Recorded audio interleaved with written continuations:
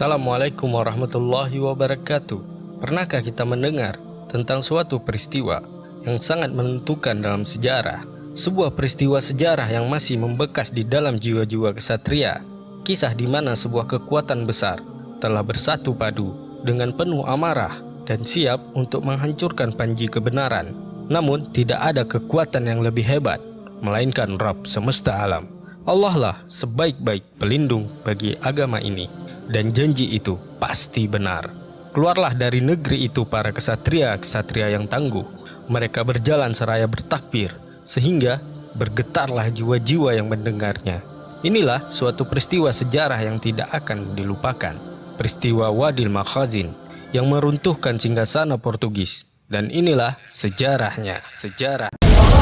أن تكونوا شامة بين الورى فاقتفوا آثار جيل للمعالي سطرا إن أردتم أن تكونوا شامة بين الورى فاقتفوا آثار جيل للمعالي سطرا جيل زيد وحسين ومعاذ والبراء.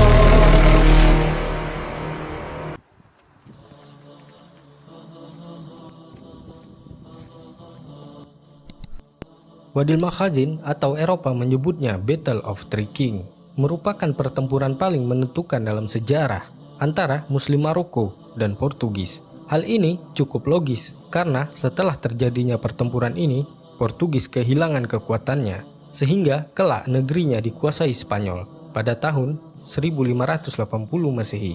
Pertempuran tiga raja ini bermula sejak tampuk kepemimpinan dinasti Sa'adi beralih ke Al-Mutawakkil Abu Abdillah Muhammad II, putra dari Abdullah Al-Ghalib Billah, putra dari Muhammad Syekh. Dinasti Sa'di memiliki peran tersendiri dalam bingkai sejarah Islam. Kejayaannya dimulai sejak mereka berhasil mengalahkan pesaingnya, dinasti Wattasi. Seperti dinasti pendahulunya yang pernah berdiri di Maroko, daulah ini juga tidak termasuk dalam naungan daulah Utsmani. Justru keduanya sering melakukan penyerangan satu sama lain. Hal ini terus berlangsung beberapa tahun lamanya. Padahal jika dilihat dari letaknya, negeri Maghrib atau Maroko sangat strategis untuk melancarkan misi pembebasan negeri Spanyol saat itu. Meskipun daulah Utsmani terus mengirim surat untuk bergabung, namun daulah Sa'di tetap menolaknya.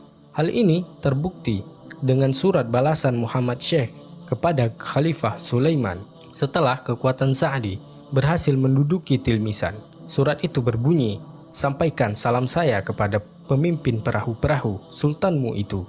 Katakan kepadanya, sesungguhnya Sultan Maghrib pasti akan menyaingimu untuk mengambil Mesir dan akan berperang menghadapimu. Insya Allah dia akan mendatangimu. Wassalam."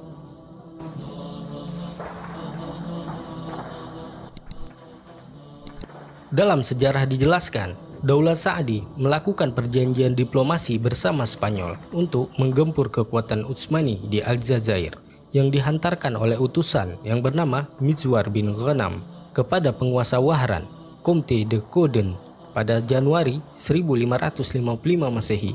Namun hal ini diketahui oleh mata-mata Utsmani yang langsung ditanggapi oleh Sultan Sulaiman dengan mengirim pasukan untuk menggempur basis pertahanan Spanyol di Wahran.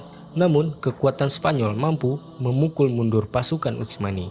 Pada tahun 1557 Masehi, Muhammad Syekh terbunuh di tangan pengawal pribadinya dan digantikan oleh anaknya yang bernama Abdullah Abdul Ghalib. Segera ia menumpas beberapa pemberontakan yang terjadi pada saat itu.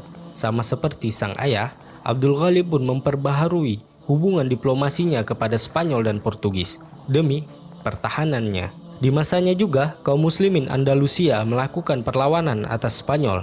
Hal ini dikarenakan kebiadaban serta semakin berlebihannya peraturan yang Spanyol terapkan, seperti melarang kontak dengan muslimin di Afrika Utara dan beberapa wilayah Spanyol lainnya, melarang kaum wanita keluar dengan memakai hijab, dan lain-lain. Giroh para kesatria ini disambut baik oleh Khadj Ali, pimpinan Aljazair kala itu, dengan mengirimkan logistik dan pasukan dan senjata.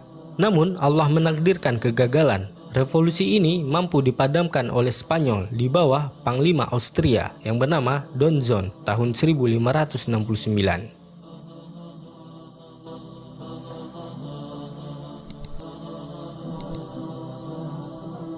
Pemerintahan Ghalib Billah berganti setelah ia wafat kepada anaknya, Abu Abdillah Muhammad II Al-Mutawakkil Allah. Beliau sangat memendam kebencian kepada kedua pamannya yang bernama Abdul Malik dan Ahmad Al-Mansur. Melihat keadaan ini, kedua pamannya pun melarikan diri menuju Utsmani untuk meminta bantuan khalifah. Di sisi lain, Al-Mutawakkil melakukan kerjasama dengan Inggris dalam hubungan dagang. Hal ini sangat menguntungkan Inggris. Selain posisinya sangat strategis, Inggris juga bermusuhan dengan Spanyol kala itu. Revolusi yang dikobarkan kaum muslimin Andalusia ternyata membuat pertahanan Spanyol sedikit demi sedikit mulai longgar. Terlebih perhatiannya kepada sekutunya, Daulah Sa'di. Raja Philip II masih sibuk mengurusi negerinya yang mulai kacau. Melihat kesempatan ini, Sultan Utsmani mengirimkan pasukan sebanyak 5.000 tentara untuk membantu Abdul Malik untuk memerangi keponakannya Al-Mutawakkil. Dengan pasukan dan persenjataan lengkap, Abdul Malik berhasil memenangkan pertempuran tersebut dan menjadi pemimpin Sa'diyah berikutnya. Sedangkan Al-Mutawakkil melarikan diri.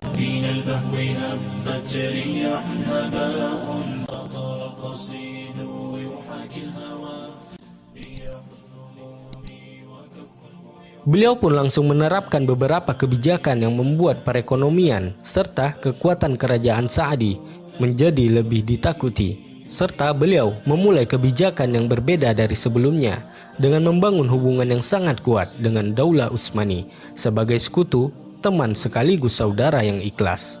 Beliau juga menguatkan aparatur negara serta sarana-sarana, membentuk penasihat negara, serta sangat mengerti politik dunia yang berhubungan dengan negeri Maghrib. Saudaranya yang bernama Ahmad Al-Mansur merupakan tangan kanan beliau dalam pemerintahan.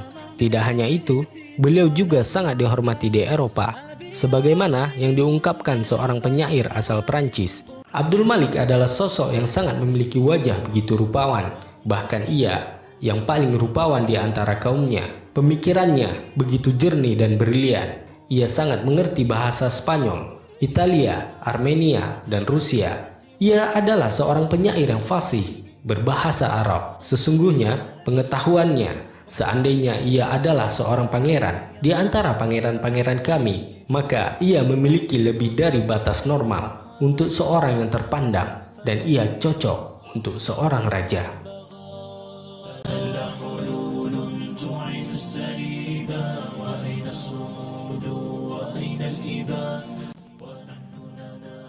Di sisi lain, Al-Mutawakkil yang lengser akibat kalah perang dengan sang paman Abdul Malik melakukan kontak dengan Sebastian, Raja Portugis saat itu. Ia menjanjikan Portugis untuk dapat menguasai pesisir Maghrib. Maka terjadilah kesepakatan di antara dirinya dan Portugis untuk melenyapkan kekuatan Abdul Malik di Maghrib untuk selamanya. Al-Mutawakkil yang berada di Sabta selama 4 bulan berangkat ke Tanzah menunggu pasukan Sebastian datang.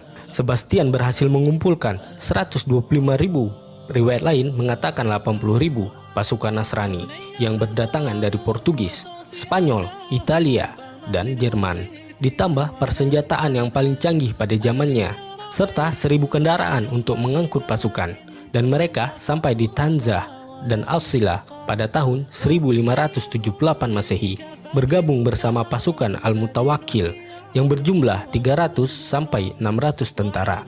Pasukan muslimin yang mengetahui ancaman besar ini segera menyusun kekuatan yang dibantu oleh Utsmani dengan persenjataan dan pasukan berani mati. Terlihat di sana wajah-wajah yang penuh dengan spirit perjuangan. Mereka tidak sabar untuk menghancurkan wajah-wajah kesombongan dan pengkhianatan. Ditambah seruan semakin kencang yang menggetarkan jiwa-jiwa kesatria. Pergilah kalian ke Wadil Makhazin untuk berjihad di jalan Allah. Maka berkumpullah 40.000 pasukan muslimin di bawah sang panglima Abdul Malik. Meskipun dalam sejarah dijelaskan kondisi beliau sedang sakit, namun girah dalam memperjuangkan agama dan tanah air lebih besar dari segalanya. Mendengar spirit yang menggelora, Al-Mutawakkil mencoba menghancurkan barisan muslimin dengan opininya. Ia mengirimkan surat yang berisi, "Saya tidak pernah meminta bantuan pada orang-orang Nasrani kecuali saat tidak ada bantuan lagi dari muslimin. Bukankah para ulama mengatakan boleh saja bagi manusia meminta bantuan pada siapa saja atas orang yang merampas haknya dengan semua cara yang bisa dia lakukan, Dengarlah ancaman Allah, jika kamu tidak meninggalkan sisa riba, maka ketahuilah bahwa Allah dan Rasul-Nya akan memerangimu. Apa yang ia katakan langsung mendapat respon dari kalangan ulama dan para pemuka masyarakat. Adapun perkataanmu bahwa kau kembali kepada mereka tatkala tidak ada lagi pertolongan dari muslimin, maka di dalamnya ada larangan yang akan mendatangkan kemurkaan Rabb-mu. Salah satunya adalah karena engkau meyakini bahwa sesungguhnya semua kaum muslimin berada dalam kesesatan, dan sesungguhnya kebenaran tidak bisa ditegakkan kecuali dengan bantuan orang-orang Nasrani. Kita berlindung kepada Allah. Kedua, sesungguhnya kamu meminta pertolongan kepada orang-orang kafir untuk memerangi muslimin. Padahal Rasulullah Shallallahu Alaihi Wasallam bersabda, sesungguhnya saya tidak pernah meminta pertolongan pada orang-orang yang menyekutukan Allah. Engkau sendiri telah membanggakan diri dalam suratmu bersama gerombolan orang-orang Romawi yang kini berada bersamamu, dan kau merasa terangkat dengan datangnya raja itu dengan tentaranya. Lalu bagaimana posisimu dengan firman Allah berikut? Dan Allah tidak menghendaki selain menyempurnakan cahayanya, walaupun orang-orang kafir tidak menyukai.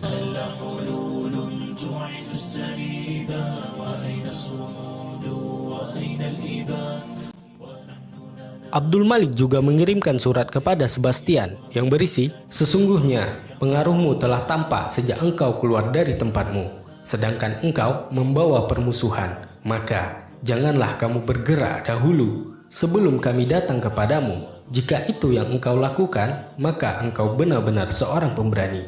Jika tidak, maka engkau tidak lebih dari seekor anak anjing. Bukanlah sikap seorang pemberani dan kesatria jika seseorang datang ke penduduk suatu tempat yang tidak terlindungi dan dia tidak menanti orang-orang yang siap perang. Ternyata surat ini mampu menaikkan tensi darah Sebastian. Ia marah besar dan berinisiatif untuk menunggu pasukan Abdul Malik. Sedangkan di antara komandan perangnya tidak setuju dengan keputusan Sebastian. Kecerdasan taktik Abdul Malik berhasil memancing dan mengisolasi pasukan Sebastian dari pasukan artileri armada kapalnya di pantai. Pasukan kavaleri juga dikirimkan untuk menghancurkan jembatan di belakang Sebastian, sehingga memutus jalur bantuan dan pelarian musuh. Abdul Malik juga mengatur taktik dan formasi pertempuran yang cemerlang. Beliau menempatkan meriam di bagian depan, diikuti pasukan pemanah jalan kaki, sementara pasukan komando berada di tengah. Sementara pasukan sayap kiri dan kanan terdiri dari pasukan berkuda dan sukarelawan. Selain itu, beliau juga menyiapkan pasukan berkuda cadangan dengan taktik jitu untuk mengejar pasukan Portugis yang melarikan diri, serta siap bergabung kapan diperlukan sebagai penambah jalannya kemenangan. Setelah semua telah dipersiapkan, maka terjadilah sebuah peristiwa yang tak pernah dilupakan dalam sejarah. Di pagi hari, seorang naik di atas mimbar dengan suara yang lantang, penuh kegagahan, membakar jiwa-jiwa yang diselimuti ketakutan, meyakinkan seorang hamba atas pertolongan Rabb yang Maha Perkasa. Abdul Malik menaikkan spirit perjuangan kaum muslimin. Beliau mengingatkan pasukannya akan janji-janji Allah yang membuat para pasukan bergelora dan rindu akan kesyahidan. Ia membacakan ayat-ayat Allah yang menggelorakan jihad. Sesungguhnya Allah pasti menolong orang yang menolong agamanya. Sesungguhnya Allah benar-benar maha kuat lagi maha perkasa. Al-Quran Surat Al-Hajj ayat 40. Dan kemenangan itu hanyalah dari sisi Allah. Sesungguhnya Allah maha perkasa lagi maha bijaksana. Al-Quran Surat Al-Anfal ayat 10. Hai orang-orang yang beriman, apabila kamu bertemu dengan orang-orang kafir yang sedang menyerangmu, maka janganlah kamu membelakangi mereka atau mundur. Al-Quran Surat Al-Anfal ayat 15. Sang Sultan juga mengatakan sebuah perkataan yang tidak dibuat-buatnya, serta menjadi spirit yang mengguncang jiwa-jiwa para pasukan. Ia mengatakan bahwa jika kaum Nasrani memenangkan peperangan ini, maka tidak akan ada lagi Islam di Maghrib.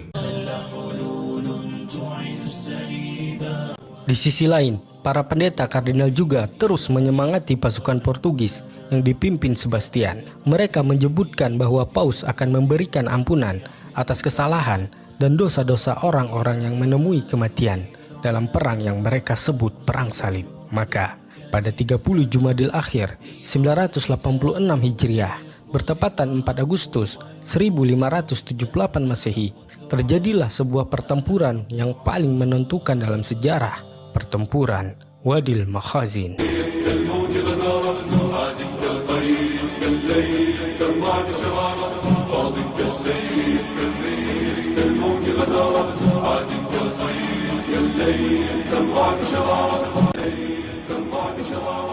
Maka terjadilah pertempuran sengit ini yang diawali dengan 10 tembakan meriam dari kedua belah pihak. Sultan Abdul Malik langsung menerobos barisan musuh bagaikan anak panah yang melesat, seraya menghunus pedangnya. Dia terus maju memporak-porandakan barisan musuh demi membuka jalan bagi pasukan muslimin. Namun tidak lama penyakit yang diderita menyerangnya, sehingga beliau dibawa ke kemah. Ia ditemani saudaranya Ahmad Al-Mansur serta sang pengawal Ridwan Al-Alaj. Beliau menasihati keduanya agar merahasiakan keadaannya kepada pasukan. Tidak lama kemudian, sang sultan wafat tanpa diketahui oleh para pasukan yang sedang bertempur. Pengawalnya berkata kepada seorang tentara, "Sultan memerintahkan Fulan untuk pergi ke posisi ini." Fulan memegang bendera, Fulan maju dan mundur. Ahmad Al-Mansur memimpin pasukan di baris depan dan menggempur pasukan Portugis di baris belakang. Meriam-meriam pasukan muslimin berhasil mematahkan pasukan pemanah musuh. Kedua pasukan sayap muslimin berhasil mengepung barisan depan Portugis sehingga mereka terkepung. Pasukan Portugis hancur berkeping-keping. Mereka melarikan diri menuju jembatan sungai Wadil Makhazin.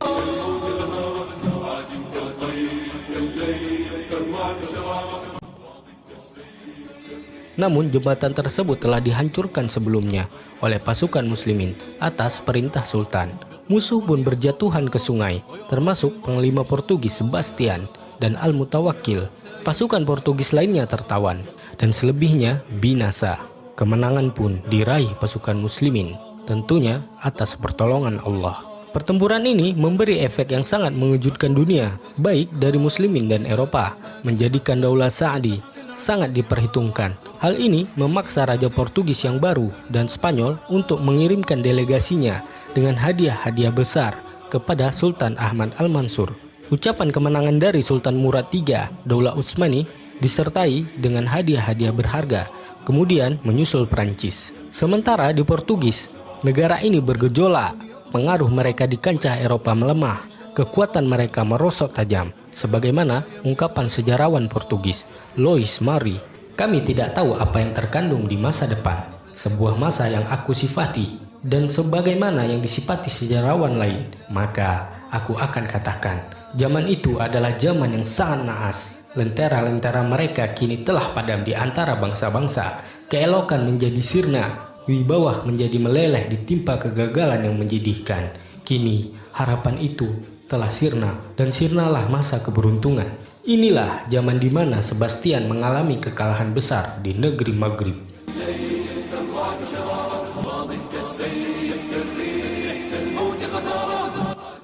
Perlu diketahui, akibat dari pertempuran Makhazin dan gejolak internal ini juga yang melahirkan faham Sebastianisme, yakni sebuah keyakinan mesianis Portugis. Mereka meyakini bahwa Sebastian belumlah mati. Hal ini disebabkan karena mayat sang pemimpin tidak ditemukan dan ia kelak akan keluar untuk menyelamatkan Portugis dari kekacauan mereka. Dan kelemahan ini pula yang kelak membuat negeri Portugis dijajah oleh Spanyol pada tahun 1580 Masehi.